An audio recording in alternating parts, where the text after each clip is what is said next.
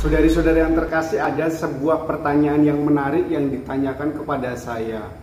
Apakah sebagai orang Katolik kita diperkenankan untuk mendapatkan pengobatan alternatif?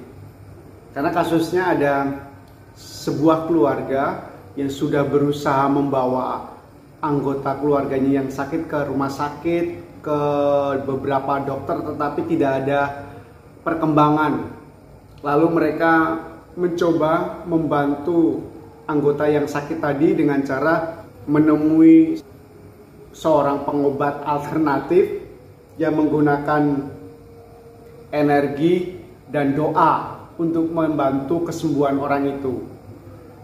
Memang ini dilematis, membingungkan, dan kadang menjadikan hati banyakan orang bimbang. Ini diizinkan tidak, diperkenankan tidak. Saya akan menjawab dari perspektif yang saya tahu sebagai seorang Kristiani, seorang imam terhadap keadaan ini.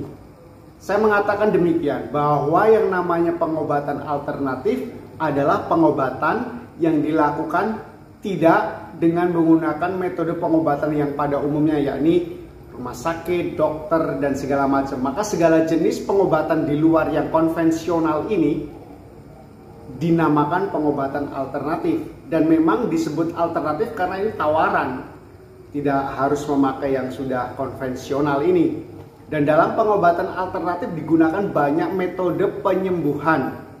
Ada yang menggunakan herbal dari tanam-tanaman, ada yang menggunakan diet, pola makan, ada yang menggunakan pijat, ada yang menggunakan akupunktur, ada juga yang menggunakan terapi seperti air seni, ya. Juga ada yang menggunakan model meditasi, energi, pengiriman energi, dan juga ada beberapa orang yang menggabungkan semua metode tadi itu yang alternatif dengan doa. Jadi digabung dengan doa.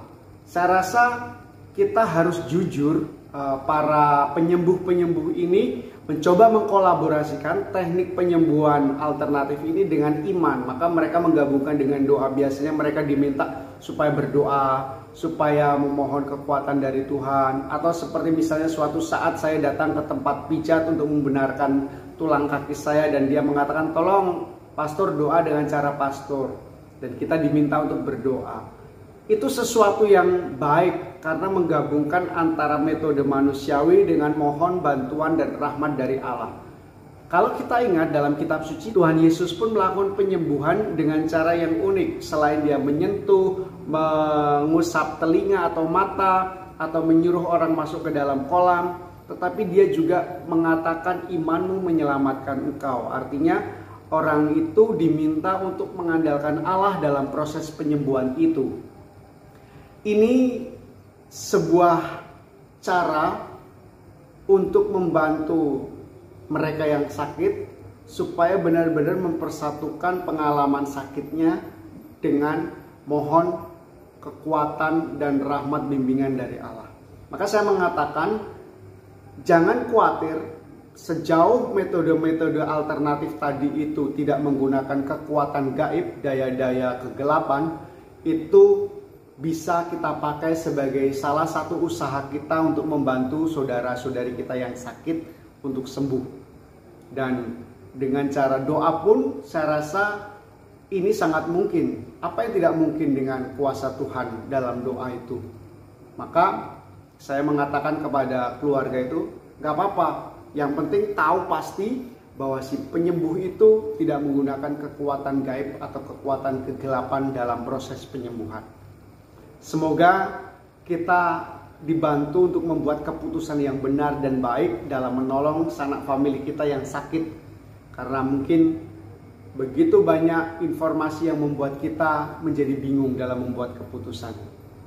Semoga kita selalu sehat, tetap perhatikan pola makan dan juga istirahat kita, supaya di dalam tubuh kita ini sungguh-sungguh memancarkan energi yang positif. Berkat Tuhan bisa mengalir dari tubuh kita. Tuhan berkati.